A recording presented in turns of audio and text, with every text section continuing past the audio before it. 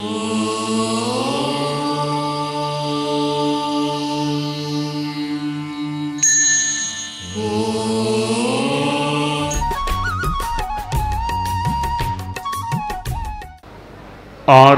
वाङ्मय में कहा गया है, ना पुट्ठो वा गरे किंच पुट्ठो वा ना लियं वए कोहम असत्यम कुब्बिज्जा धारिज्जा पियमप्पियम। हमारे जीवन में भाषा भी एक महत्वपूर्ण तत्व होता है और भावों की अभिव्यक्ति का एक सशक्त माध्यम भाषा बनती है। दुनिया में ऐसे प्राणी भी हैं जिनके पास भाषा लब्धि नहीं होती है और ऐसे प्राणी भी हैं जो भाषा लब्धि शक्ति संपन्न होते हैं। मनुष्य के पास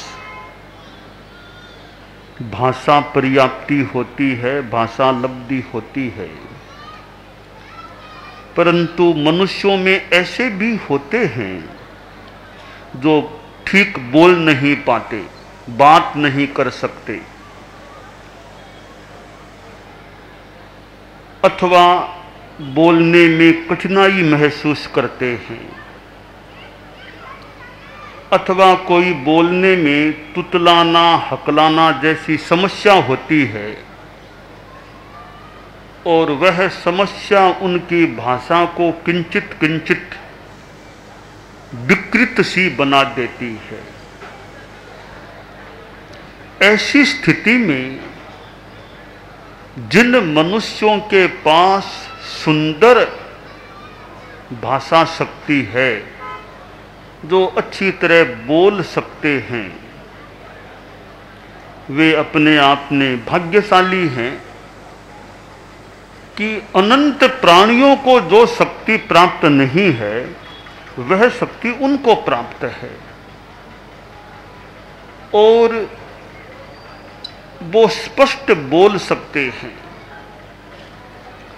तो हर व्यक्ति को चाहिए कि वह भाषा का संयम और भाषा का विवेक इन्हें आत्मसात रखे। जैन आगमों में एक छोटा सा आगम है 10 वे आलियम, उसमें 10 अध्ययन हैं, 2 चूलिकाएं भी आगे हैं। 10 अध्ययनों में 7वां अध्ययन वक्क शुद्धि, वाक्य शुद्धि, एक पूरा अध्ययन है जो एक साधु को बोलना कैसे चाहिए इसका दिशा निर्देशन मार्गदर्शन देने वाला अध्ययन है। वहां कहा गया, नियम अदुत्थम अनुवी भाषय सयान मध्य लहई प्रशंसन। जो व्यक्ति, साधु को तो खैर ध्यान देना ही चाहिए, गृहस्थ भी ध्यान दे सकता है। नियम अदुत्थम, भाषा हमारी कैसी होनी चाहिए। पहली बात है नियम, मित भाषिता, आदमी सीमित बोलने का अभ्यास रखे।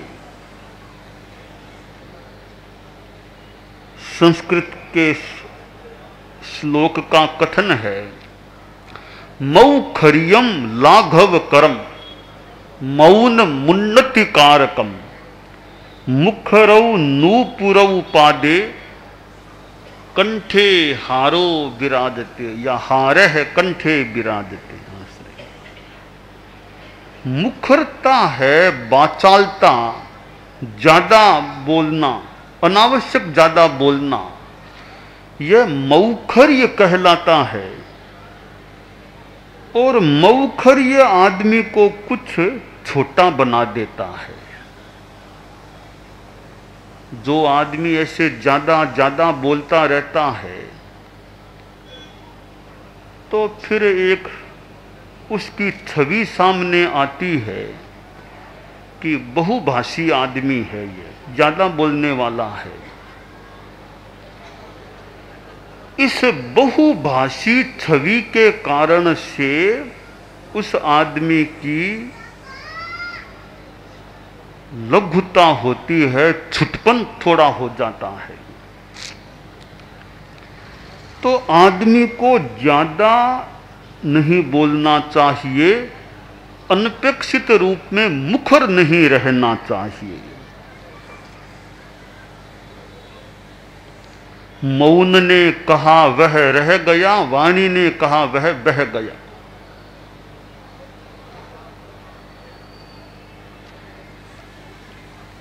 जिस आदमी को सच्चाई की ऊंची साधना करना हो, सामान्य साधना तो मान ले, फिर भी कर ले, कोई सामान्य रूप में ऊंची साधना करनी हो, उस आदमी के लिए अपेक्षित है वह मितभाषी रहे, वाणी का संयम रखे, मुखरता न करे।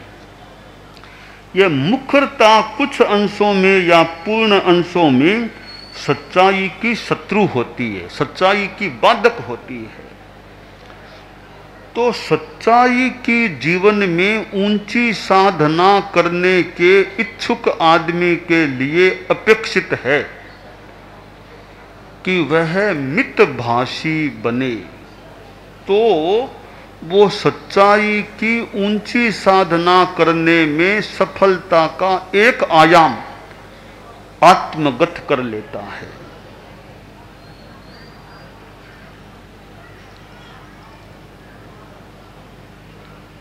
आदमी की मौनशीलता के भीतर कुछ गहराई हो सकती है। भाषण भी देना होता है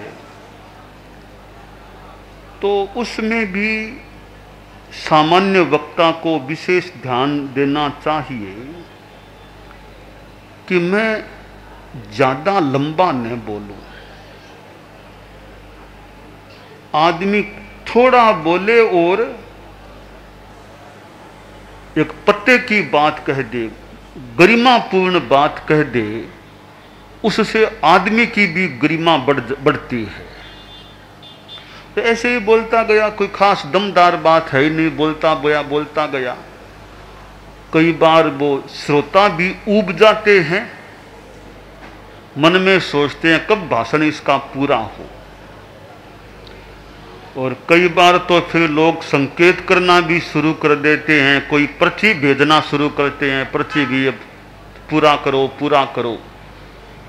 दूसरे पूरा करो कहे, इसकी अपेक्षा खुद ही पहले पूरा कर दे तो ज्यादा अच्छी बात है। दूसरों को पर्ची भेजनी पड़े या संकेत करना पड़े, उसके पहले पहले भाषण पूरा हो जाए, वो बहुत अच्छी बात होती है। खैर, तो मौनशीलता और मितभाषिता महत्वपूर्ण चीज है। कई लोग मौन भी करते होंगे, 1 घंटा 2 घंटा 4 घंटा ऐसे, वह मौन भी अच्छा है, उसका अपना महत्व हो सकता है। परंतु एक बड़ी बात यह है, अनावश्यक न बोलना बड़ा मौन है। अनावश्यक न बोलना बड़ा मौन है। यानी 24 घंटों का ये मौन अनावश्यक हुआ तो बोल गए, वरना चुपचाप मौन बैठे हैं। 5 घंटे बोलने वाला भी एक दृष्टि से मौनी हो सकता है, और दिन में 5 घंटा मौन करने वाला भी मुखर हो सकता है। तो यह वाणी कैसे विभूषित बने। कहीं कहीं तो मौन बहुत ही काम का होता है। संस्कृत में तो यह भी कहा गया, विभूषणं मौन मपंडितानाम, अपंडितों के लिए मौन आभूषण है। हालांकि वह मौन तो उसकी मूर्खता को मानो छिपाने वाला, आवृत रखने वाला होता है। हम इस बात को अधिक महत्व न भी दें, पंडित होने पर भी वाणी संयम रखना वो खास बात होती है। तो जो शास्त्रकार ने कहा, मियम अदुत्थम अणुभी भाषे, मित भाषा होनी चाहिए। दूसरी बात है कि भाषा मिष्ट होनी चाहिए। आदमी को मीठा अच्छा बोलना चाहिए। बचने का दरिद्रता, संस्कृत कवि ने कहा कि बोलने में क्यों कंजूसी, क्यों गरीबी, दरिद्रता करे। अच्छी भाषा बोले, शिष्ट भाषा बोले, मिष्ट भाषा बोले। बोला कि लाधा, आदमी कैसे बोलता है उससे उसके व्यक्तित्व का कुछ मापन संभवतः हो सकता है। सूरदास जी यानी प्रज्ञाचक्षु आदमी अपने छोटे से मकान के बाहर पाटे पर बैठा था। प्रज्ञा यानी जन्म से ही आंखों की रोशनी नहीं थी। एक आदमी निकला उस गली में से, बोला, आंधिया बाबा राम राम, आंधिया बाबा राम राम। तो वह जो प्रज्ञा चक्षु या सूरदास कह दें उसको भले, उसने कहा, हाँ दरोगा भाई राम राम। थोड़ी देर बाद गांव के ठाकुर साहब उधर से निकले, उन्होंने भी उस व्यक्ति को देखा। सूरदास जी महाराज राम राम राम राम। वह अचक्षु बोला, हाँ ठाकुर साहब राम राम राम राम। एक अन्य आदमी वहां खड़ा था, उसने देखा, रे ये इस आदमी को दिखता है क्या। एक को कहा दरोगा भाई, उसको कहा ठाकुर साहब। इसको पता कैसे चला कि कौन दरोगा और कौन ठाकुर है। यदि यह पूर्णतः अचक्षु है तो पता कैसे चला। या तो इसे दिखता होगा, लगता नहीं कि दिखता, आंखें इस तरह की है कि दिखता तो नहीं है, ऐसा लगता है। तो वह निकट गया, बोला, बाबा कुछ आंखों में रोशनी है क्या। बोला, बेटा क्या रोशनी, मैं तो जन्म से ही अंधा हूं, मेरे क्या रोशनी है। तो कि पता कैसे चला कौन दरोगा और कौन ठाकुर साहब। तब वह अचक्षु बोला कि दिया फुट्या है, हिया को नहीं फुट्या। आंखें नहीं, फिर भीतर का तो कुछ ज्ञान है ना। वाणी से अनुमान लगा लेता हूं कौन आदमी किस तरह, कौन आदमी यह होना चाहिए, किस तरह की वाणी है। तो वाणी के स्तर से आदमी के व्यक्तित्व का स्तर का मापन कुछ अंशों में संभवतः किया जा सकता है। तो वाणी हमारी मिष्ट शिष्ट होनी चाहिए। एक तो कह देते हैं पधारो सा, विराजो सा, आरोगाओ सा। ये कितनी एक मीठी सम्मानपूर्ण भाषा हो गई। एक थोड़ी और किसी तरीके से बोल दे, ठीक है। कौन से शब्दों का प्रयोग किस व्यक्ति के लिए करना चाहिए, यह भी एक विवेक का विषय होता है कि कौन सा गरिमापूर्ण शब्द किस गरिमापूर्ण व्यक्ति के लिए प्रयुक्त होना चाहिए। प्रोटोकॉल या उचित प्रविधि के अनुसार भी शब्दों का प्रयोग होना चाहिए। ऐसा नहीं कि एक सामान्य आदमी के लिए ऐसे गरिमापूर्ण शब्दों का प्रयोग कर दे जो औचित्यपूर्ण नहीं होते हैं, तो ये विवेक की बात भी हो जाती है। पर सामान्यतया मित भाषा हो और मिष्ट भाषा हो, शिष्ट भाषा हो, और बहुत महत्वपूर्ण बात है रित भाषा हो, अनृत भाषा नहीं। अनृत यानी झूठ, असत्य, अनृत नहीं, रित भाषा हो, यथार्थ भाषा हो, जो कहे वो सही बात कहे। केवल राजी करने के लिए मीठी मीठी बातें बोल दे, वो दम की बात नहीं। केवल तात्कालिक रूप में राजी करने के लिए मीठी मीठी बातें बनाना अच्छा नहीं होता। कहीं थोड़ा कड़ा तो, कड़वी भाषा तो भले बोलनी पड़े, पर यथार्थ भाषा नहीं बोलना बहुत अच्छी बात होती है। वो सेठ साहब का जन्म दिवस था, तो एक चारण भाट जाति का कवि आदमी था, आ गया और सेठ साहब के बारे में कुछ कविताएं बोली। आशा थी सेठ साहब जन्मदिवस है, कुछ मुझे देंगे, दान अनुदान कुछ देंगे आज। सेठ साहब ने कविताएं सुन ली, फिर कहा चावण जी अब आज तो लेट हो गया हूँ, अब कल आना, कल 2 बोरी गेहूं आपको दान में दूंगा, आज तो टाइम नहीं है, कल देखना आप। चावण खुश हुआ कि कल तो मुझे खूब मिलेगा। रात को नींद भी नहीं आई पूरी कि मुझे कब सूरज उगे, कब जाऊं सेठ साहब के पास। अगले दिन आया सूर्योदय के बाद 8 बजे के आसपास, और सेठ साहब का जो बैठने का बड़ा हॉल था वहां एक तरफ जाके बैठ गया। 15 मिनट बीते, आधा घंटा बीता, 1 घंटा बीता, सेठ साहब तो आंख उठा के भी नहीं देखते हैं, अपने काम में लगे हैं। तब सोचा भी सेठ साहब को जानकारी में आया कि नहीं कि मैं आ गया हूं, मुझे वो 2 बोरी गेहूं लेनी आज सेठ साहब को देनी है। तो चारण फिर थोड़ी कविता बोलने लगा। तब सेठ ने देखा, अच्छा आ गए चारण जी, आ गए। कहाँ सेठ साहब आ गया, अच्छा ठीक है आ गए। अरे ठीक है, पर मुझे तो बोरी, मन में सोचा कि वो 2 बोरी गेहूं कब मिलेगी। सेठ साहब फिर अपने काम में लग गए। तब चारण जी बोले कि सेठ साहब आप भूल नहीं गए हैं क्या, कल आपने फरमाया था ना कि कल आ जाना, 2 बोरी गेहूं दूंगा। तब सेठ जी बोले, चारण जी भोले आदमी हो आप तो, बोलकर तुमने मुझे राजी किया और बोलकर मैंने तुमको राजी कर दिया, लेना देना कुछ नहीं, जाओ यहां से, कुछ नहीं मिलेगा। ये सब बोलने की बातें हैं। बेचारा चारण निराश हुआ कि मैं तो इतनी दूर आया भी कुछ मिला भी नहीं।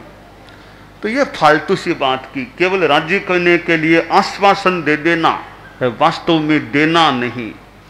आश्वासन भी वही देना चाहिए जो संभावित हो, जो किया जाना संभावित हो, उसका तो मान लो आश्वासन भी कोई दे। जो संभावित न हो, देना नहीं है, फिर केवल झूठा आश्वासन देना तो कोई बढ़िया बात नहीं होती। तो यथार्थ भाषिता, आदमी जो कहे वो सोचकर कहे। पहले तोलो फिर बोलो, तोल करके सोच करके बोलना चाहिए। अणुवी भाषा, शास्त्रकार ने कहा है, चिंतन पूर्वक बोलना चाहिए। तो अगर हमारी भाषा या और आपकी भाषा के साथ मित, मिष्ट और हित, ये 3 चीजें जुड़ जाएं, और मिष्ट के साथ शिष्ट भी है, मित, मिष्ट, शिष्ट और रित, ये 3 चीजें, 4 चीजें जुड़ जाती हैं, तो हमारी भाषा उन्नत स्तर की हो जाती है। और ऐसी भाषा आदमी को ऊंचा उठा देती है। बोल बोल कर कलह भी पैदा किया जा सकता है और बोल बोल कर हुए हुए कलह को शांत भी किया जा सकता है।